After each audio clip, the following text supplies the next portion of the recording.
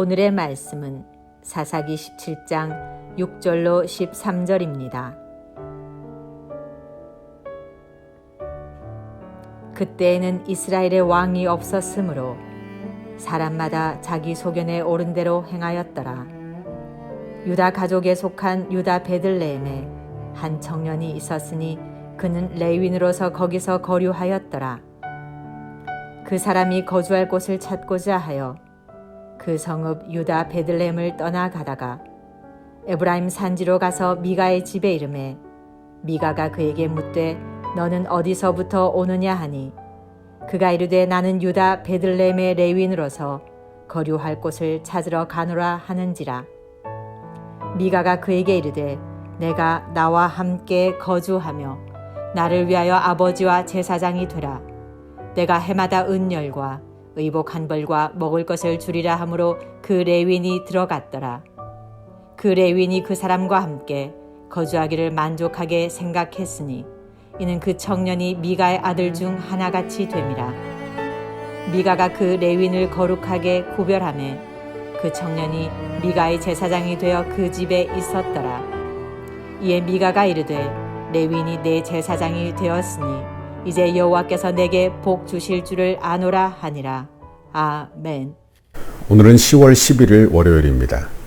오늘은 사사기 17장 6절에서 13절까지 말씀을 묵상하도록 하겠습니다. 사사기의 매우 전형적인 특징은 하나님의 백성들이 하나님을 왕으로 섬기지 않는 것입니다. 하나님을 왕으로 섬기지 않으니까 자기의 소견에 옳은 대로 행했어요.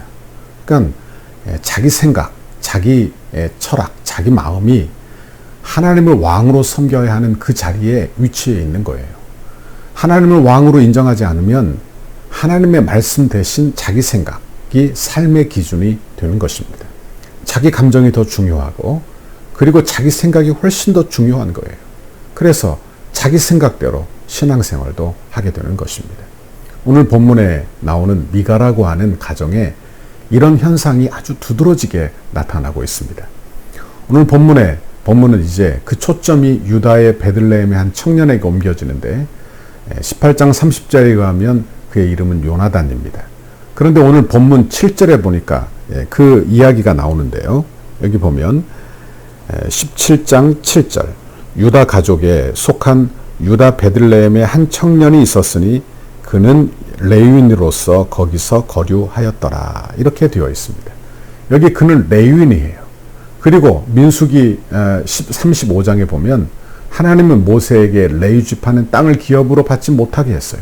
다만 6개의 도피성과 42개의 성읍을 주어 따로 살게 하고 11지파가 주는 11조로 살도록 그래서 성전에서 일하는 수종드는 사람으로 하나님께서 하셨습니다.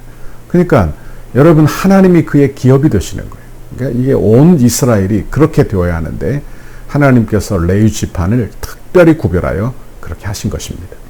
그런데 지금 사사기 17장에 보니까 레위 지파가 자신의 본연의 자리에서 벗어나 유다 베들레헴에 거류하였다. 이렇게 되어 있어요. 그런데 그들이 지금 자기 자리를 찾지 못하고 전국을 떠돌며 방황하고 있는 그런 레위 지파의 현 주소를 보게 되는 것입니다. 이것은 아마도 레위 지파들, 레위인에게 주어야 할 11조를 충성스럽게 드리지 않으니까 결국 그들이 생계에 어려움이 있을 거 아닙니까?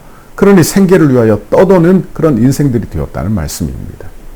그런데 이 레위 청년이 베들레헴을 떠나서 에브라임 산지에 있는 미가의 집에 이르러 내가 거류할 수 있겠는가? 이렇게 물어요. 레위 사람이 왔다는 것은 잘못된 신앙을 바로잡을 수 있는 좋은 기회를 의미하는 것입니다. 왜? 레위 지파 사람들이 전국에 흩어져서 백성들을 신앙으로 지도할 자들이 바로 레위 지파이기 때문에 그래요.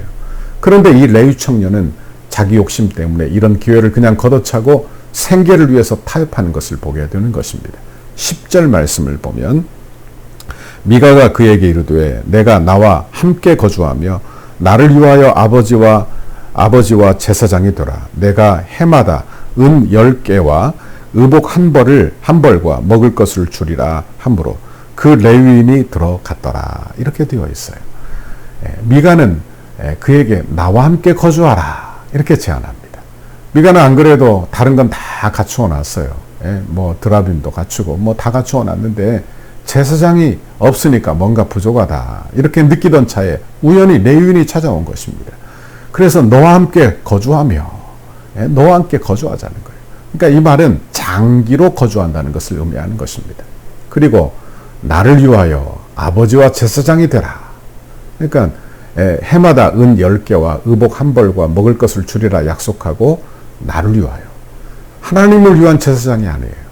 그러니까 하나님을 위한 제사장이 아니라 나를 위하여. 내 만족, 내 가정을 위한 개인적인 제사장을 세우게 되는 것입니다. 이게 얼마나 타락한 시대의 모습인지 우리는 생각하게 되는 것입니다. 이제 11절 말씀을 보면 그 레위인이 그 사람과 함께 거주하기를 만족하게 생각하니 했으니 이는 그 청년이 미가의 아들들 중 하나같이 됨이라 그랬어요. 레위인이 만족했어요. 왜 만족했을까요? 그건 사명 때문이 아닐 것입니다. 그건 미가가 주는 물질적 경제적 보상 때문이었을 거예요. 사사기 시대가 어떤 시대인가 우리는 묵상하게 되는데 여러분 사명을 받은 사람들이 사명을 감당하지 않는 시대 또 백성들이 마땅히 드려야 될 11조를 드리지 아니하므로 레위인들이 자기의 위치에서 살 수 없는 시대 레위인들이 생계를 위하여 말씀과 전혀 다른 개인적인 가정의 제사장이 되는 것도 마다하지 않는 시대 여러분 이 시대가 바로 사사기 시대가 된 것입니다. 12절에 보니까 미가가 그 레위인을 거룩하게 구별하며 그 청년이 미가의 제사장이 되어 그 집에 있었더라. 그래 여기 레위인이 거룩하게 구별했다. 이건 뭐 성직자로 레위인을 거룩하게 구별했다는 말은 성직자로 대우한 것이 아니라 그 손에 희생 제물을 맡겨 제사장직을 감당하게 했다는 뜻입니다. 지금 레위인을 어떻게 생각하고 있느냐? 자기가 고용한 사람이라고 생각하는 거예요. 그러니까 자기 마음대로 이렇게 부리는 것이죠. 이게 얼마나 위험한 사고인지 모르는 것입니다. 여러분 여기 이 18장 4절에도 레위 청년이 이렇게 고백합니다. 나를 고용하여 자기의 제사장으로 삼았다. 그러니까 그 시대가 어떤 시대냐? 하나님께서 하나님의 일꾼으로 세운 그 레위인들을 자기 가정을 위하여 자기를 위하여 고용하는 시대 이런 시대가 바로 이 사사기 시대가 되었다 하는 말씀입니다. 여러분 이런 시대가 바로 사사기 시대인데 참 어두운 시대죠. 그러나 우리 시대도 이런 모습은 없는가 우리는 한번 곰곰이 되돌아보아야 할 것입니다. 13절에 보니까 이에 미가가 이르되 레위인이 내 제사장이 되었으니 이제 여호와께서 내게 복 주실 줄을 아노라 하니라. 그래. 그러니까 레위인이 제사장이 되었기 때문에 하나님이 내게 복 주실 것이다. 이렇게 확신하고 있는 거예요. 레위인 제사장만 세우면 된다. 이런 생각을 했다. 그런 말씀입니다. 사사기 시대 오늘 이 미가의 가정을 보면서 우리가 타락한 그런 이유들을 발견하게 되는 것입니다. 사사기 시대의 타락한 이유 첫 번째는 하나님의 말씀에 지식이 없는 거예요. 하나님을 아는 지식이 없는 거예요. 말씀에 대한 분명한 신앙적 지식이 없기 때문이라 하는 말씀입니다. 호세아 선지자는 이 백성이 지식이 없으므로 망한다. 그렇게 탄식을 했어요. 여러분 하나님의 말씀에 대한 지식, 예배에 대한 지식이 없으니까 미가는 이렇게 기복신앙으로 제사장만 모시면 된다. 그리고 자기를 위하여 자기 감정을 위하여 자기 가정을 위하여 제사장을 세우게 되더라 하는 말씀입니다.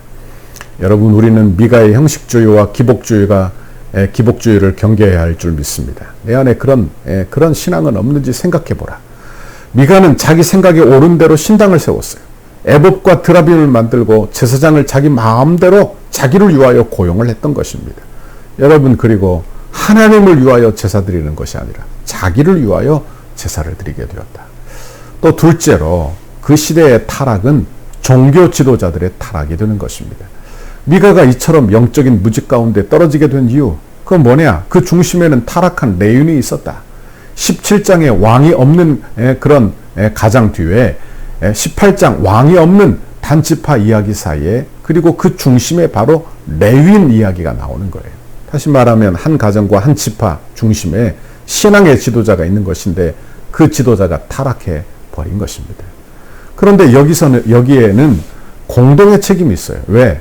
이스라엘 공동체가 레위인에게 주어야 될 걸 주지 않은 거 아니에요. 11조를 주지 않아서. 그래서 마땅히 성전에서 올바르게 그 일을 감당하도록 도와야 할 것인데 그들이 공동의 책임을 하지 않아 그 결과 레위인들이 생계를 위하여 자기 자리를 이탈하게 되고 그리고 종교적 타락이 이루어지게 되었다. 그것이 고스란히 이스라엘 백성의 타락으로 이어지는 것입니다. 여러분, 그 대가는 하나님을 왕으로 섬기지 아니하므로 각각 자기 소견에 옳은 대로 행하고 자기 각각 옳은 대로 신앙생활하게 되었다 하는 말씀이에요. 여러분, 신앙적 위기가 어떻게 오는지를 우리는 잘 보십시오. 여러분, 우리는 오늘 하루 우리 예수님을 왕으로 섬기고 살기를 바랍니다.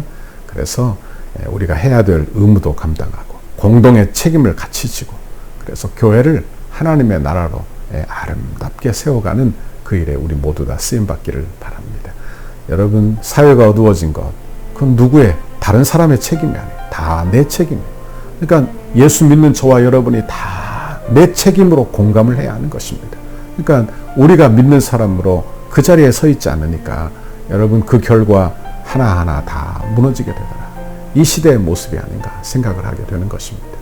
원하기는 저와 여러분이 오늘 하루도 하나님의 자녀로서 믿음으로 승리하며 그 자리에서 빛을 발하며 사는 여러분의 오늘 하루가 되시기를 간절히 바랍니다. 오늘도 용기를 내십시오. 오늘도 힘을 내십시오. 우리 주님께서 도와주십니다. 기도하겠습니다. 하나님 아버지, 고맙고 감사합니다. 오늘 하나님의 귀한 말씀 우리에게 들려주시며 이렇게 레위인 한 사람이 타락함으로 또 그 미가의 가정이 다 자기 생각에 옳은 대로 제사를 드리고 예배를 드린 것을 보았습니다.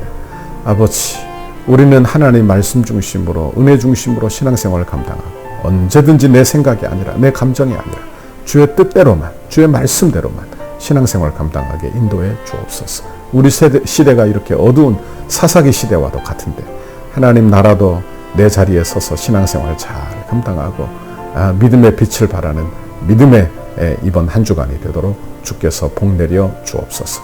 감사합니다. 예수님 이름으로 기도하옵나이다. 아멘. 우리 교회를 향한 주님의 뜻을 이루소서. 성전 건축을 위한 100대 기도문은 함께 읽고 기도하시겠습니다. 안수 집사님과 권사님들에게 자원하는 심령을 물 붓듯이 부어주셔서 헌신과 충성으로 섬기게 하시고 성전 건축의 모든 과정이 기도와 무릎으로 세워지는 교회 되게 하옵소서. 건축의 모든 일에 앞장서서 믿음의 세대를 잇는 영적 구심점의 역할을 감당하게 하옵소서. 여호수아와 갈렙과 같은 믿음의 눈으로 늘 긍정과 헌신의 마음으로 끝까지 달려가게 하셔서 주님을 향한 감사와 찬송의 고백이 끊이지 않게 하옵소서. 건축 기간에 하늘의 영광과 천국의 기쁨을 맛보게 하시고 한 번뿐인 인생을 하나님의 영광을 위하여 주의 거룩한 비전과 소명을 따라 살게 하옵소서. 믿음의 기초 위에 기도와 헌신의 벽돌을 쌓아 올리며 주님의 몸된 교회를 이루어가게 하시고 안수 집사님, 권사님들의 가정과 생업 위에 주님의 은혜와 보호하심이 넘쳐나게 하옵소서. 올해 건축에 앞장선 지도자를 위해 건축위원장 장로님들을 위하여 기도하시겠습니다.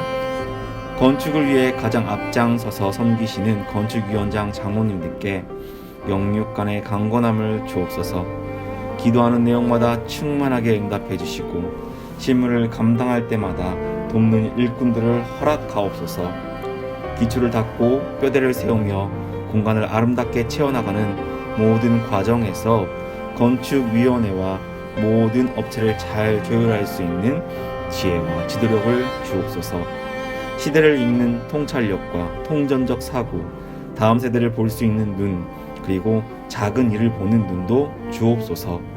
맡겨주신 일을 끝까지 감당할 수 있는 건강을 주시고 가정 가운데 은혜와 사랑이 충만케 하셔서 거룩한 일에 앞장서는 은혜가 있게 하옵소서. 주님께서 건축위원회와 소위원회의 머리가 되시며 위로부터 임하는 지혜와 지식과 능력으로 충만하게 하옵소서. 건축위원장을 중심으로 건축위원들의 마음이 온전히 하나 되게 하시고 감사와 전하는 심령으로 맡겨진 소명을 넉넉히 감당하게 하옵소서. 건축위원들에게 갑절의 영광과 최고의 전문성을 주셔서 덕소교회의 건축이 한국 교회사의 한 면을 장식하게 하옵소서. 하나님께서 맡기신 건축을 위해 충성을 다하게 하시고 디자인과 실내 장식, 시공과 감리에 대한 탁월한 지혜를 주셔서 덕서를 대표하며 지역을 섬기는 건축이 되게 하옵소서. 건축위원들에게 섬김의 마음을 주시고 세밀한 부분까지 살펴 건축의 모든 과정이 순적하게 진행되게 하옵소서. 건축 과정이 서의원들 모두의 기쁨이 되고 날마다 기적을 체험하는 은혜가 있게 하시며 모든 과정이 부담이 아닌 축복임을 깨달아 늘 감사한 마음으로 진행하게 하옵소서. 서의원들에게 건축에 관한 이해력과 지식을 주셔서 모든 일이 물 흐르듯이 은혜롭게 진행되게 하시고 비전과 통찰력을 주셔서 향후 펼쳐나갈 교회의 사역들을 지혜롭게 준비하게 하옵소서. 서의원들이 하나 되게 하시고 시공과 감리를 잘 조정하며 공사 현장을 잘 관리하여 모범적인 건축 현장이 되게 하셔서 경제성, 실용성, 기능성을 살린 아름다운 건축을 이루게 하옵소서. 실무를 감당할 때 성실과 희생, 모범을 보이며 기쁨과 평안으로 잘 감당케 하시고 아주 작은 부분까지 하나도 놓치지 않게 하옵소서. 개인의 주장이나 이기심이 조금도 틈타지 못하도록 늘 기도하며 겸손한 마음으로 섬기게 하옵소서. 예수님의 이름으로 기도드립니다. 아멘.